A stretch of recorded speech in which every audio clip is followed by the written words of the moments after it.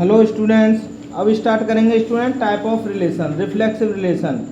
Late A B any set then R is set to be reflexive if A comma A belongs R, जहाँ ए belongs ए। खुद से खुद का relation होना चाहिए स्टूडेंट। एग्जाम्पल ले लीजिए ए 1,2,3। तो देखिए 1 का 1 से, 2 का 2 से, 3 का 3 से, टोटल आ जाए 3 एलिमेंट है तो खुद का खुद से आया तो रिफ्लेक्सिव। ये अदर ले लीजिए तो आर इज रिफ्लेक्सिव। ऐसे ही स्टूडेंट इसको ले लीजिए symmetric relation.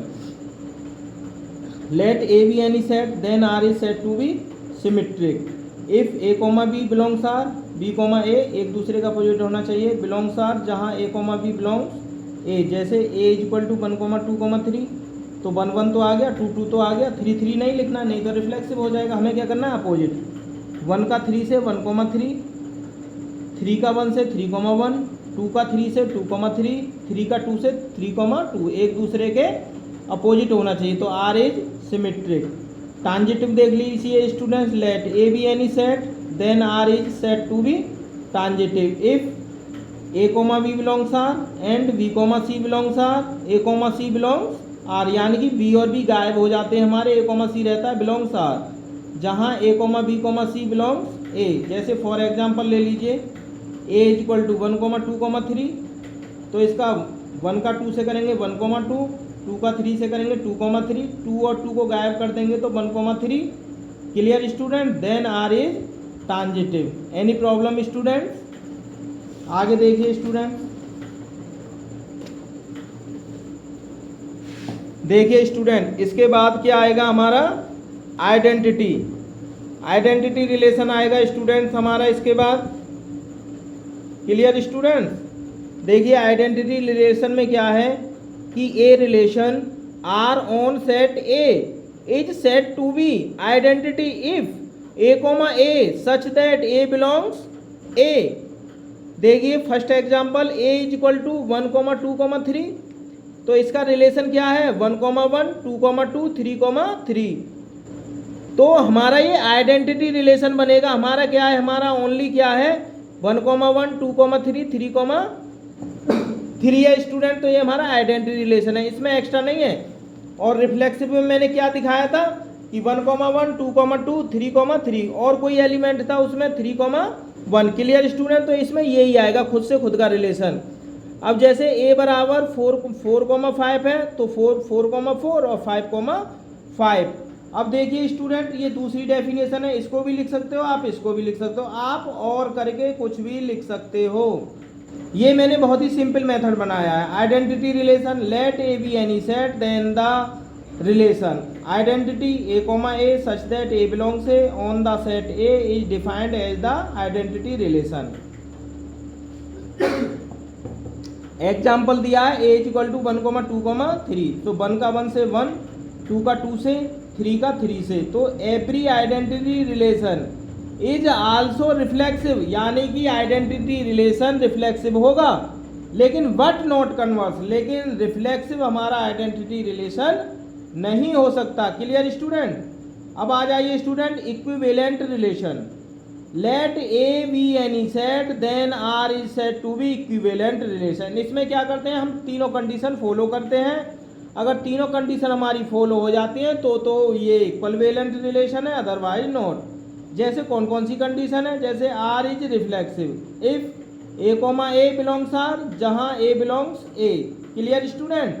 Are is symmetric if A comma B belongs R, B comma such that b comma A belongs R, एक दूसरे के इक्वल हो तो जहाँ ए कोमा बी बिलोंग्स ए, यानी कि a comma b element A में होंगे। Are is transitive if A comma B belongs R and B comma C belongs R, जहाँ ए बी सी बिलोंग्स ए।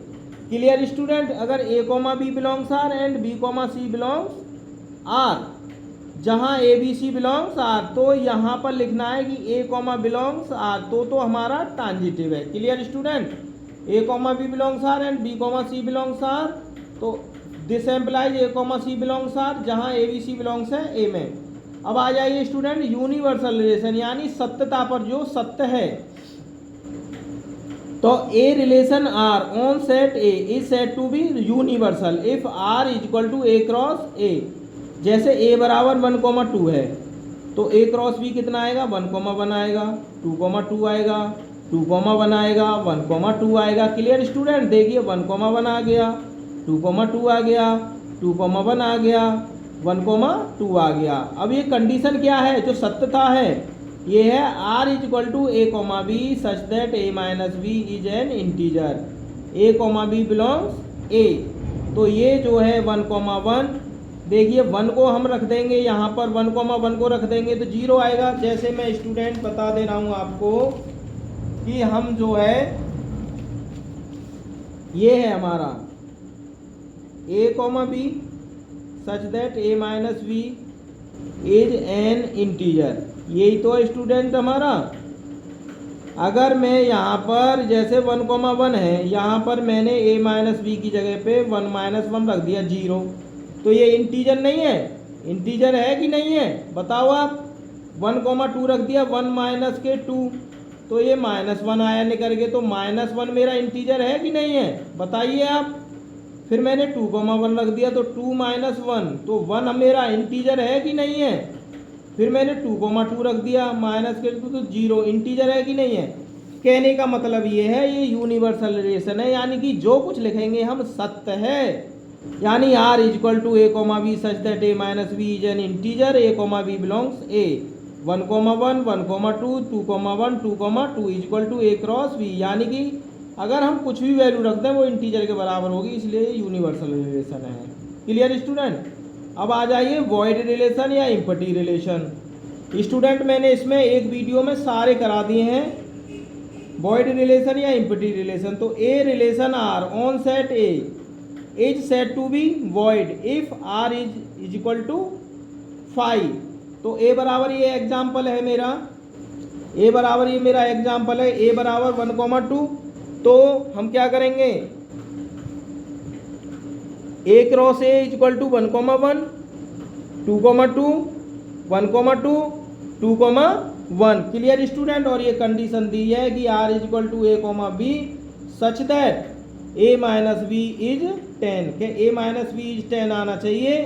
तो a comma B belongs a, r is equal to 5। तो हम कैसे सत्य करेंगे student? देखिए जब ये कंडीशन दे दी इसमें कि a बराबर 1,2 और a क्रॉस b निकाल रहे हैं हम स्टूडेंट, तो 1,1 1,2 2,1 2,2 और r is equal to student relation है मेरा कि a comma B such that a minus B is 10, a comma B belongs a, यानी कि a माइनस बी इज 10 के इक्वल आना चाहिए। अब स्टूडेंट ये रहा मेरा ए बी और A B, a minus B is equal to 10 आना चाहिए। रखिए ए बी 1 माइनस 1 0 के बराबर आया, गलत बात है। 1 माइनस 2 माइनस 1 ये भी 10 के इक्वल नहीं आया, 2 माइनस 1 ये भी 10 के इक्वल नहीं आया, 2,2 ये भी 10 के इक्वल नहीं आया। तो ये मेरा क्या है, फाई रिलेशन है। ये क्या है मेरा, वॉइड रिलेशन या इम्पटी रिलेशन, ये मेरा फाई रिलेशन है। Clear student? अब आ जाइए इनवर्स रिलेशन। इनवर्स रिलेशन ये कहते हैं कि a बराबर a इनवर्स हमारा a है, तो ये एक दूसरे के इक्वल आ जाने चाहिए, रिपीट हो गए। तो ये इनवर्स रिलेशन में क्या कह रहा है student, if r is relation from set a to set b then relation r inverse from v to a is defined as inverse relation of r if r is equal to a comma b, a belongs a, b belongs b, r is equal to, तो r inverse कितना है b comma a, यानी कि a की जगह पे b और b की जगह पे a। Clear student? समझ में आ रहा है ना स्टूडेंट?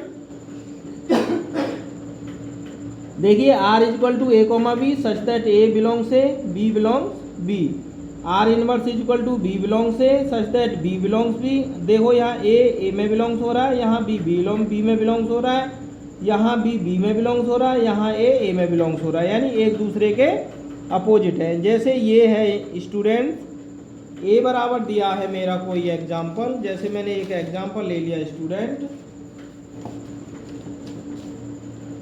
जैसे ये है स्टूडेंट, इसमें a बराबर 1,2 b बराबर 4,5।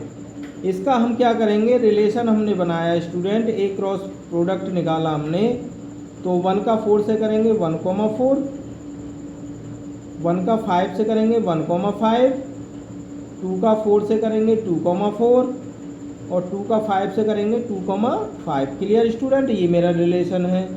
अब आर इनवर्स जो निकालना है, आर इनवर्स कैसे है, एक दूसरे के अपोजिट कर दो, 4 को इधर ले आओ, 4,1, 5,1, 2,4 नहीं 4,2, 4,2 और 5,2। क्लियर स्टूडेंट्स, ये मेरा इनवर्स रिलेशन हो गया। देखो एक दूसरे के अपोजिट है कि नहीं, 1 के 4 है, 4 के 1 है, 1 के 5 है, 5 के 1 है, 2 के 4 है, 4 के 2 है, 2 का 5 है, 5 का 2 है। यानी आर इजक्वल टू पहले तो 1,4, 1,5, 2,4, 2,5। अब है आर इनवर्स इजक्वल टू 4,1 एक दूसरे का अपोजिट, 5,1 एक दूसरे का अपोजिट। देखिए 4 को हमने पहले लिख लिया, 2 को बाद में, और 5 को पहले लिख लिया, 2 को बाद में। Clear students, any problem? अब स्टूडेंट हम स्टार्ट करेंगे अपनी एक्सरसाइज। क्लियर स्टूडेंट्स, समझ में आया होगा? आपके कोई प्रॉब्लम हो तो बताइए आप स्टूडेंट्स। क्लियर है कि नहीं?